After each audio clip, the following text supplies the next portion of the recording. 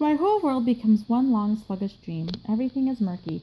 We're all moving around in a slow motion daze. I want to hop on the bike, pedal over to Nona's rest home, and tell her favorite joke. I want to do an encore performance of You're a Good Man, Charlie Brown for her and her friends at the parlor. I want to hear her laugh again so badly, but I never will. My grandmother had a rare gift. She could always make me feel good about who I am. All she had to do was turn to a friend and say proudly, "That's my Jackie," and then she'd always brag a little. When she's a famous star, I can say I've known her since she was small. I could hold her in my arms. But she never got to see me be famous, which I'll always regret. In the days after Nona passes, Dad is actually home more than he has been since school started.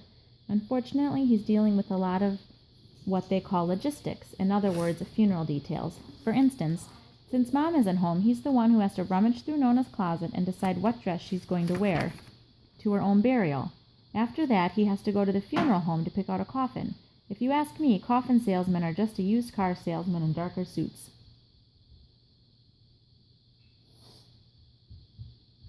Keep reading. Sure, they whisper and keep their hands clasped politely in front of their pants, while guys on the car lot shout and slap you on the back. This is But coffins Jackie. Ha. Coffins have as many features to sell as cars: wood or steel, satin cushions, embroidered lid, brass or chrome handles. Poor Dad, for the first time in a long while, I actually feel sorry for him. At school, Miss O'Mara is, of course, totally sympathetic. Will your mother make it home in time for the funeral, she asks. We hope so, I say slowly, but it takes almost 12 hours to fly from Saudi Arabia to Newark, and she has to ask the Marines to grant her leave, which of course they'll do because Nona was her mom, but we just don't know how fast the paperwork will move through the system. The whole time I'm spilling out my heart, taking as much time as I need to tell Miss O'Mara everything. I don't stutter. Mrs. O'Mara notices before I do. Stuttering, she tells me, happens when we try to squeeze out words faster than our mouth can handle them.